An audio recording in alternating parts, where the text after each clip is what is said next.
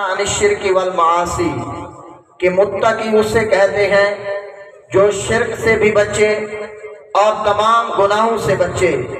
آگے شرک میں عموم ہے، چاہے وہ شرک اکبر ہو، چاہے وہ شرک اصغر ہو، چاہے وہ گناہ صغیرہ ہو، چاہے وہ گناہ کبیرہ ہو۔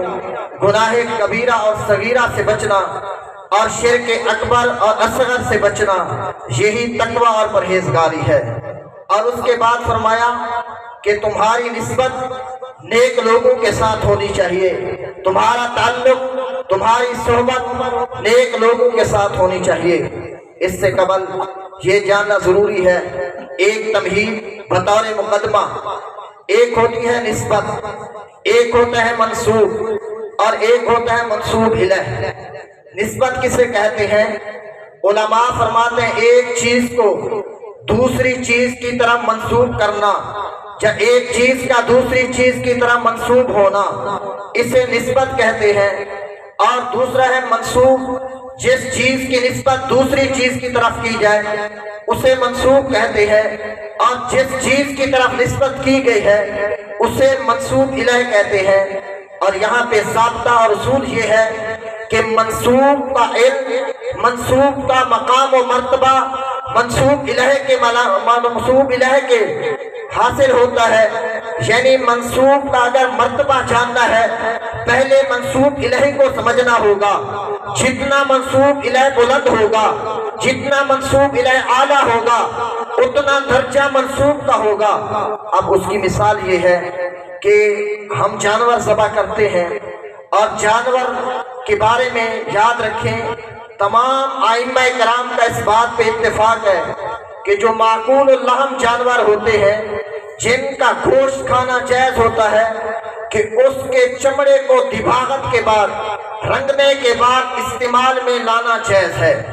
تو فرماتے ہیں کہ ایک جانور ذبح کرو، جانور کے ذبح کرنے کے بعد جو اس کا چمڑا ہے اگر اس کی دباغت کی جائے، طلباء، علماء، مدرسین، معلمین اس بات کو بخوبی جانتے ہیں کہ دباغت کی دو قسمیں ہیں، ایک دباغت حقیقی ہوتی ہے، ایک دباغت حکمی ہوتی ہے۔ دباغت حقیقی کہتے ہیں چمڑے کو کسی قیمتی چیز کے ساتھ رنگنا، چمڑے کی دباغت کسی قیمتی چیز کے ساتھ کرنا۔ اس کی مثال جس طرح نمک ہو گیا، یہ بھی قیمتی ہے اگرچہ اس کی قیمت تھوڑی ہوتی ہے۔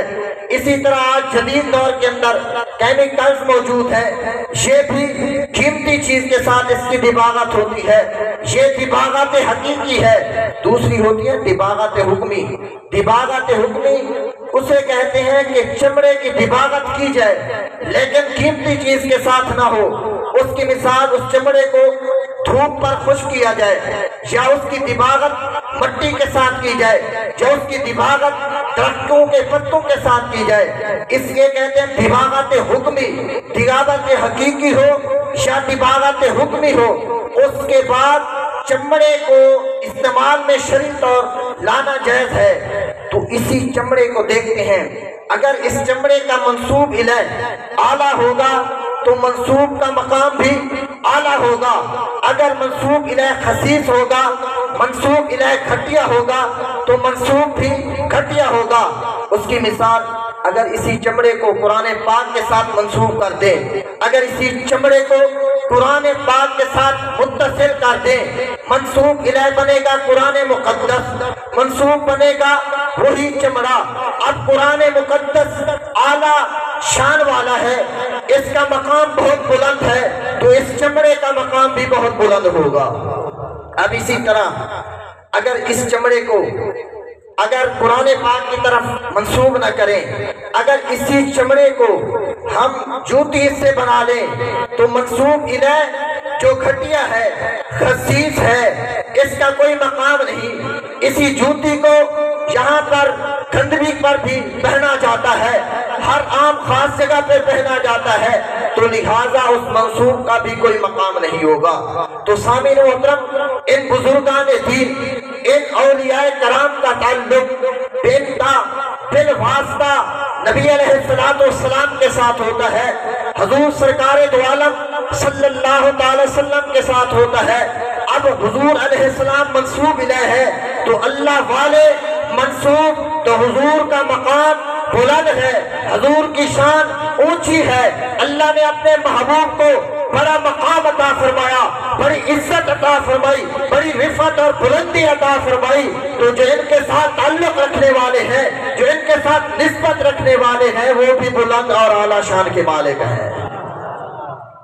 سامعین محترم، اسی طرح حضرت مالک بن دینار رضی اللہ تعالیٰ عنہ، یہ ایک بزرگان دین میں سے ایک بزرگ گزرے ہیں کہ ان کا ایک غیر مسلم کے ساتھ مناظرہ ہوا، بات یہاں تک پہنچی تو اس غیر مسلم نے کہا کہ فیصلہ یوں ہوگا، دونوں کو ہاتھوں کو باندھتے ہیں، اکٹھے باندھ کر اس کو آگ میں ڈالتے ہیں، جس کا ہاتھ جل جائے گا، سڑ جائے گا، راکھ ہو جائے گا، ختم ہو جائے گا، وہ جھوٹا ہوگا، جس کا ہاتھ سلامت ہوگا، باقی ہوگا، وہ سچا ہوگا۔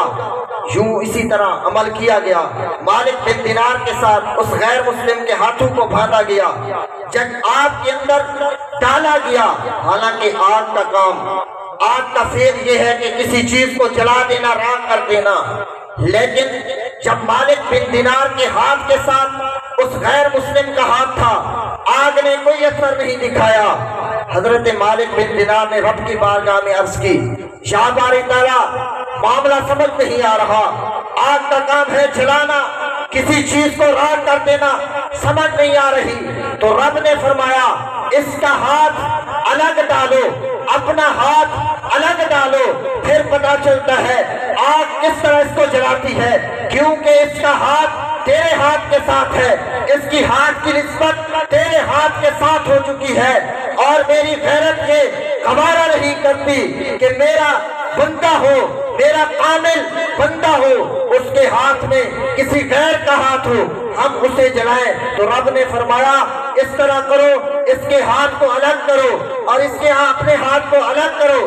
جب ہاتھ کو الگ کر دیا تو مالک بن دینار کا ہاتھ اسی طرح سلامت رہ گیا، وہ غیر مسلم تھا، اس کا ہاتھ جل کر راکھ ہو گیا۔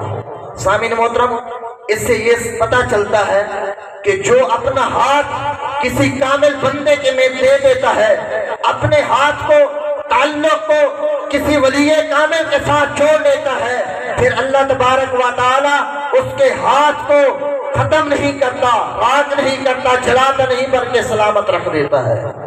جس طرح اس کی دوسری مثال، جب حضرت ابراہیم خلیل اللہ علیہ السلام نے کو حکم ہوا کہ اپنے بیٹے کو اسماعیل کو ذبح کرو، تو حضرت ابراہیم علیہ السلام نے اپنے بیٹے اسماعیل کے گلے پہ چھری چلائی۔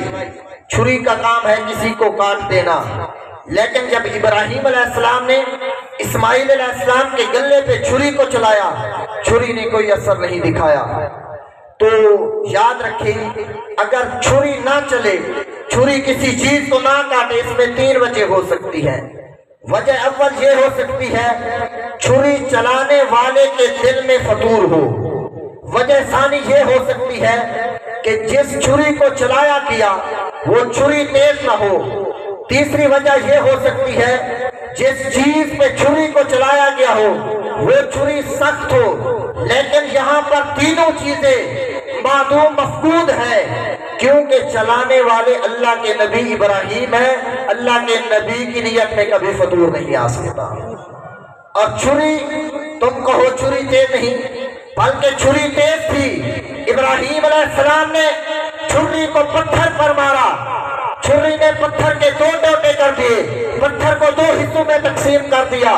تم کہو ابراہیم کا گلہ شاید سخت ہوگا، نہیں، ابراہیم کا گلہ تو گلاب کے پتیوں سے، گلاب کے پھولوں کے پتیوں سے بھی زیادہ نرم تھا، لیکن پھر چھری نے اثر نہیں دکھایا، چھری نہیں چلی۔ اس کی وجہ کیا ہے؟ علماء لکھتے ہیں کیونکہ ابراہیم علیہ السلام کی پیشانی مقدس کے اندر نور محمدی موجود تھا، نور مصطفیٰ موجود تھا۔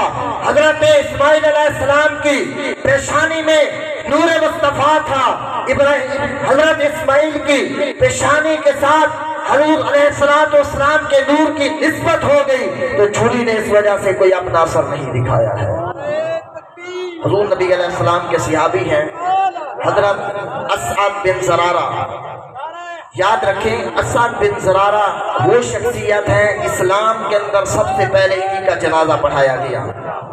जब इस्लाम में जनाजे का हुक्म नाजिल हुआ, जनाजे का हुक्म हुजूर अलैहिस्सलाम ने जब मक्का मुकरमा से मदीना मुनव्वरा की तरफ हिजरत की तो उसके 9वें माह के अंदर जनाजे का हुक्म हुआ तो सबसे पहले जो जनाजा पढ़ाया गया है असअद बिन ज़रारा का। यहाँ पर सवाल उठता है तो एक रिवायत के अंदर, वो भी अवलियत वाली रिवायत है, इब्तिदा वाली रिवायत है, हजरत उस्मान बिन मज़ून का जनाजा पढ़ाया गया। लेकिन उलमा ने, मुहक्किकीन ने इसके दरमियान तत्बीक दी।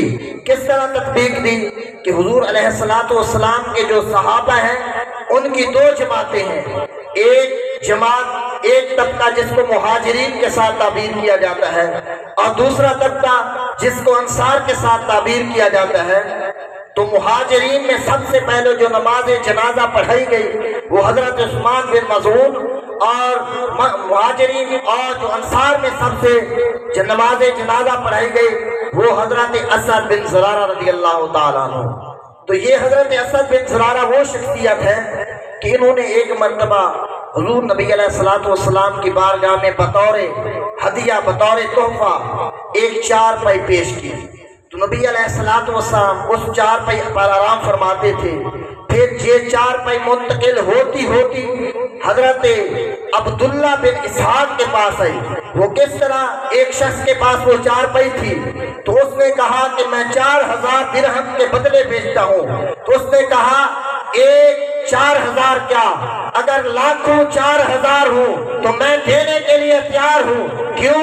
इस चारपाई का ताल्लुक, इस चारपाई की निस्बत, इस चारपाई का इर्तिबात नबी अलैहिस्सलाम के साथ हो चुका है। नारे तकबीर, नारे रिसालत, नारे खिलाफत, नारे हैदरी, आस्ताना लिया पीर सिवाग शरीफ, आस्ताना लिया पीर बारू शरीफ, उलमाए अहले सुन्नत। सामीन मोहतरम, निस्बत, अदब और सोहबत का बहुत बड़ा मकाम है।